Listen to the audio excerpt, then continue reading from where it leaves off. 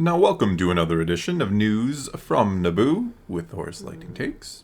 And let's get right to the news. Well, we'll start off by saying Andor's hours away. We made it. We made it. We made it. But will they make it? You guys are going to make it. They're not going to make it. They're going to make it. No, they're not. We already know Andor doesn't make it in the end. A spoiler alert. Oh, jeez. Spoiler alert, but Andor is going to die. But not in the show. He lives through the show. Just to die in... It's like the next day, though, he'll die in the movie. Yeah. Yeah. Sorry. Wow. I know, I totally just ruined. I'm sure there's probably somebody's like, really? I've never seen Rogue One. Thanks, Thor. Yeah. Sorry. Okay. Next point of note here. We were cruising Netflix last night and came across something wonderful. This is our opening story? I almost teared up at the sight. Morbius is number 5 in movies today. I think that means they should re-release what an honor. it. Re-release it into theater. Clearly, it should be... Though I think they got the description wrong. They should have just simply wrote, "It's Morbin time." Yeah, I don't know why they tried to describe that. Nobody can just... I mean, just like, it's Morbin number time, 5. It's Morbin time does actually describe the movie better than trying to describe the movie. Bingo. But I'm just so happy that the meme lives on. It's for some reason a great movie. It's a great movie because it's bad. Yes. That's how things turn out sometimes. Sometimes, yeah. Sometimes the greatest movies are also horrible. Yes. But on to the real news. That wasn't the real news? No, goodness no. All right, Andor. Last news from us before showtime. Ooh, unless there's emergency news and we're not. I was kidding. I'm probably going to have to be taking a nap at some point today. I don't know what we're going to do. I don't even know. We haven't figured it out yet. We have no plan. No plan. Are we staying up and just powering it out? Or are we taking a nap and then getting up and powering it out? I don't know. Or just trying to sleep and get up super early and then power it out? Either way, there'll be a nap either today or tomorrow. That's what it sounds like. We're discussing our napping time with everybody. I'm sure we'd rather have the news. Yeah, let's get to that. All right, the second and final season of the Star Wars series is going to start filming in November. In a recent interview with The Wrap, Tony Gilroy said their plan is to be filming until August of 2023, meaning the second season will likely arrive in 2024. Gilroy said, "I have 2 more years to go.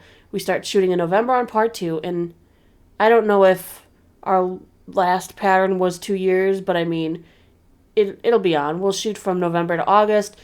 Then our post-production last time was about a year." November to August? Yeah. That is a lot of filming. Well, if it does a good job, that's all I care about. So in 2023, we're getting The Mandalorian in February, possibly. The date wasn't reiterated at D23. No, was not. Which means they might delay that too. Why not? Yep. Ahsoka, we're still speculating, is going to be in the summer. Summer, yeah. Skeleton Crew could be in the fall. Yep. Woohoo. That's and 3 things. Winter? How about that? No. No? Acolyte has just literally started filming. Yeah, the winter. Why wouldn't it be a winter? Get going on it. Come on. I mean, Ahsoka and Skeleton Crew are still in production. And in 2024, Andor Season 2 and The Acolyte. That's got to be it. And possibly Season 4 of The Mandalorian. Because Jon Favreau's already writing. Well, good. Good. What else? I mean, what else do they do? What, do they want a life and stuff? Pfft. Oh, boy. We need Mando Season 4. I mean, forget about Season 3 already. I'm already looking forward to Season 4. Too much. Too much Yes, today. I'm kidding. I'm excited for Andor. I'm in a good mood. And hopefully tomorrow when we're discussing it on whatever channel that happens on exactly, hopefully I'm still in a good mood. I know. After this, you'll probably be planning out every minute of the night so that you have the optimal Andor view. I'm trying to figure out what is we'll optimal. Have dinner at this time. Yeah, and then maybe we'll just have like a super early breakfast at this time. When it comes to Star, I remember with The Force Awakens, like you knew how much I love Star Wars. You obviously knew how much I love Star Wars, but I don't think you were quite prepared for like the planning because we saw it 3 times on the first night, Force Awakens. We saw it at... I'm the one who did the planning. Well, no, but I mean, I was actually in the planning. Usually you do the planning and it's like, you tell me like, yeah, we'll do that. You know, I agree with you because I don't care about the planning. But with that, I was like, yep, we're going to eat then. And then I don't want to have to go to the bathroom during the movie, so I'm going to try not to drink a lot of water. I'm going to dehydrate myself. I'm going to completely dehydrate myself. It's not a good idea. Don't listen to that. No, it's not a good idea because then you're sitting there like... Sometimes you can just hold it for a couple hours. Well, sometimes I do have to, yeah. You got to do what you got to do for a Star Wars film. All right, next piece here. Rolling Stone said, for showrunner Tony Gilroy throwing a tasteful acknowledgement to the existence of sex workers in the same galaxy that spawned Jar Jar Binks, Ewoks, and Grogu was a test of sorts for the Disney Lucasfilm empire. Gilroy... Wait a minute. Wait, did they have sex in Star Wars? In the Star Wars galaxy? I thought the stork just came and dropped off new babies. No. Gilroy said, "It sure is a good tell when you turn in the first episode for them to say, whoa, okay, this is what the show's going to be like." It's a marker, but it's also good for the story. It serves double duty.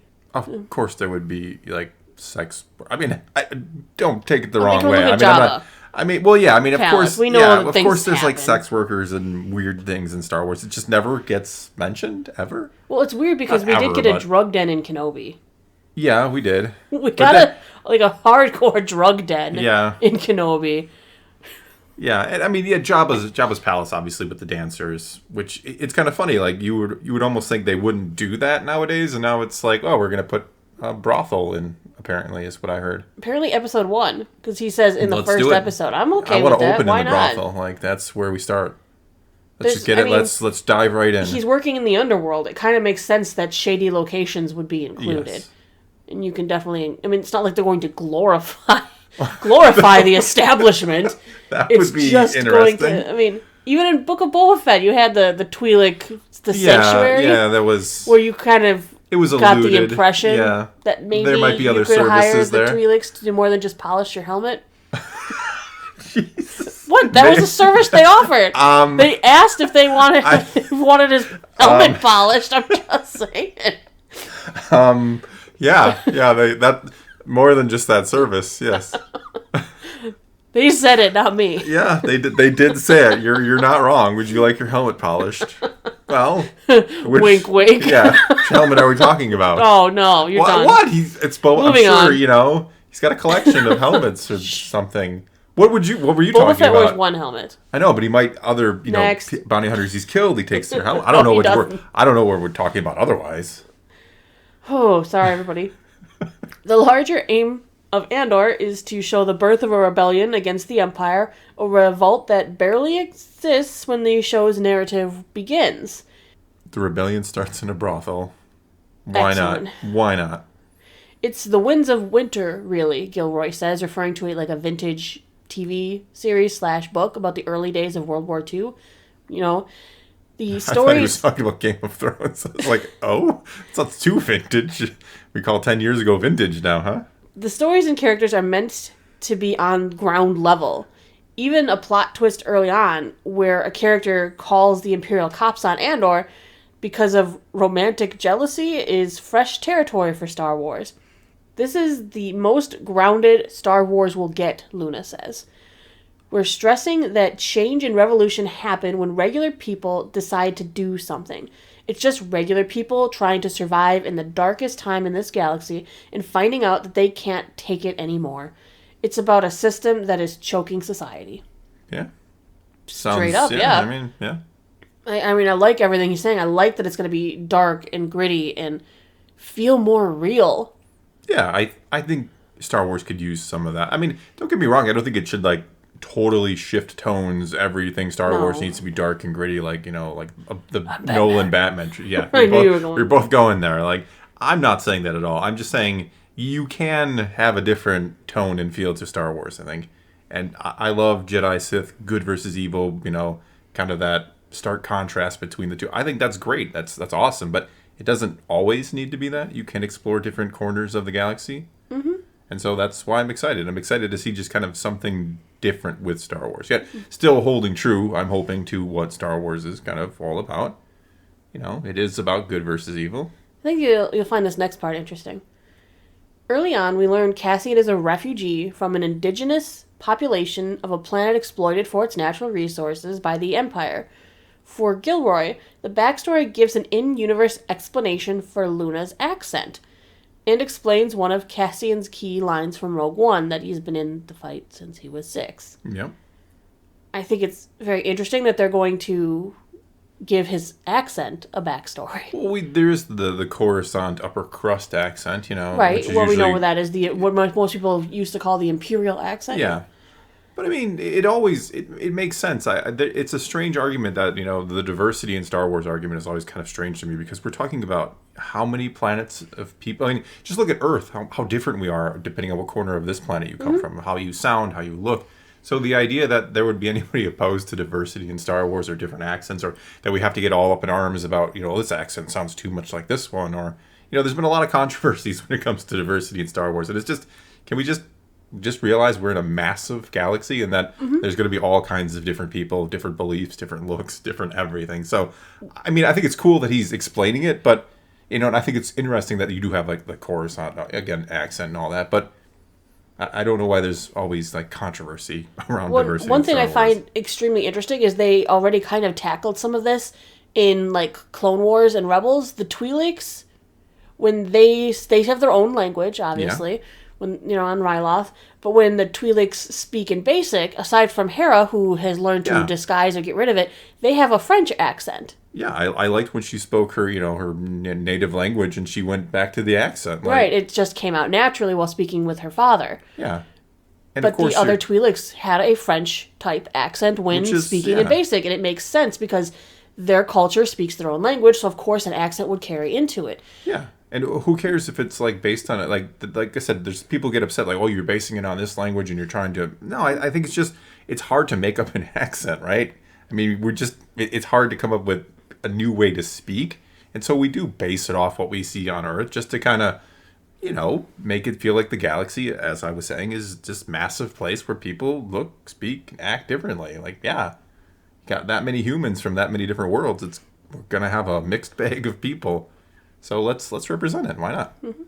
Luna, meanwhile, links the origin story to his Mexican heritage, obviously it would help him with his acting. He says, I come from a country that has the largest border with the United States. We are the connection for good and bad of a whole continent with richness, power, and opportunity. This place is built on people moving, trying to survive, escaping violence, escaping regimes that are violent or tend to marginalize people. And to me, there's an opportunity to ground that character into something that feels very real. I like that he's taking, like, his personal experiences into the character because it does help with the acting, I'm sure. If you can figure out a way to motivate your character with some experiences that you understand personally. Yeah, and we talked about that yesterday or the day before, how like a lot of these actors and actresses always talk about, well, this is what I think this character represents. And it's like, I mean, if that helps motivate you, but I don't think that necessarily is what the character is meant to represent. Like, absolutely. I mean, I'm all for Diego Luna, whatever motivates him to play the character well, but at the same time, I wouldn't want this to be like a modern day example of, the United States and, Mexico immigration. If the empire is the United States in this, I mean, it's not a very good analogy. Well, no, but he's comparing, of course, his people's survival to people escaping horrible situations in another country, in this case, Mexico. Yeah, which, I mean, again, I don't want it to be like an allegory for that. That's not what I want out of the show, but if it helps motivate him, I guess that's fine, right? Why not? Gilroy, talking on his experience with working with Rogue One, he says, it's really easy with Star Wars for really smart people to lose their way. And strangely, it seems they care too much. Some form of altitude sickness or vertigo happens. They lose some natural abilities or perceptions in some way. It was helpful, at least on Rogue, to be super clinical and say, hey, why are we choosing to die? You really have to care about the people that are going to sacrifice themselves if it's the raw material, the engine of the story. I think he makes a good point about actors and directors coming into Star Wars. Maybe they do lose sight. They're so absorbed in loving Star Wars and the fans that maybe they start seeing and putting things they want to see in Star Wars instead of thinking, like Tony Gilroy said, for like his example of Rogue One, of thinking more of the clinical approach. Why are the characters doing what they are doing? Not just, well, the character's going to do this. It's Star Wars. Yeah, I think that, I'm going to go there, even though I hate always talking about it, but I think the sequel trilogy, it shows you, like, J.J. Abrams came at Star Wars with the approach of, like, oh my god, I love Star Wars, I'm going to try to do the most Star Wars-y things ever, and it's going to feel, like, too much like Star Wars. Then you had Rian Johnson, who was like, well, I think we need to change up Star Wars, I think, we need to, deconstruct it, and I'm going to do these really interesting and deep things with these characters, and it's like, both of you kind of had the wrong approach, right? They lost the whys. Yeah, tell a story and use Star Wars as the medium for it. Use it as the backdrop. Use the characters, but don't come in and try to make a Star Wars story or a non-Star Wars story necessarily. Make a good story and then use Star Wars as best you can. Yes, there are things that feel more or less like Star Wars. I'm not saying you can't just come in there and like totally ignore what you're working with, but you have to find a balance. And again, the sequels show the two extremes, and I don't think either extreme worked really well. All right. Well, lastly, we're going to talk about another key character, the first real villain that's going to be introduced in the series, Junior Imperial Officer Cyril Karn. We talked about him yesterday, didn't we? We did. Cyril apparently is going to develop a Javert-like obsession with Cassian from Les Miserables. Javert was he got so obsessed with hunting down, his white whale that it was bad for him also in a way. I mean, he's hunting this person who is rarely a good thing. Yeah. He's also a apparently slightly comical character. Mainly because he's so seethingly uptight that other Imperials find him annoying. All of the Emperor dudes who are super starchy and everything are like, wow, this guy needs an effing holiday. Like, he's taking it too far. Did you call them Emperor dudes? I didn't. Oh, that's what he called them? Kyle Solar. Solar called. Emperor dudes. Emperor dudes. Yes, because apparently he's so uptight. They're like, dude, he needs a holiday. Yeah, I think we've all worked with somebody like that who just is... It's like, dude, relax. Relax. So I guess that's why you use dude, right? Yeah. Makes sense. Yeah. All right, we'll move on to our other piece of news for today. Hasbro PulseCon 2022. The Star Wars panel has been announced for October 1st. The PulseCon is going to be September 30th, October 1st, and Star Wars panel on the Saturday. On that day, Hasbro's announced they'll be discussing fan favorites like Black Series, Vintage Collection, among others. PulseCon also will feature new reveals from Indiana Jones, Marvel, Transformers, Power Rangers, G.I. Joe, and more. Indiana Jones panel is also happening on Saturday as well for anyone who is interested. I'm only interested because maybe they'll give us some packaging display. Maybe they'll name drop it. No, would be. My biggest fear is that it actually is just going to be the only one that's just called Indiana Jones. Indiana Jones and Tales of Kashyyyk. We talked about it yesterday. Yeah. It's literally just going to be called Indiana Jones. That's my new prediction because they're going to be lame. I think they're going to think that's like the capper of, we're just going to call it Indiana Jones, and it's going to be like the culmination of his whole story. Kind of one of those things. No. That's what they're thinking. No. I'm telling you what they're thinking. I know. I'm the one who said it too, but... Yeah. No. But here's what Hasbro's official announcement said. PulseCon promises you a one-of-a-kind experience celebrating all our iconic brands through engaging brand panels, exclusive content drops, over 55 new product reveals, celebrity appearances, the long-awaited launch of the Selfie series, and much more. Yeah, I'm not really... hasn't been long-awaited by me, but I guess some like the idea. They're a bit expensive. I mean, all their figures are expensive, but that one's just more expensive. Yes. Yeah. All right. Well, that's all we got for you this time. So take to the comments below. Tell us your final thoughts going into Andor. And let's talk some Star Wars. And until next time, thanks for watching.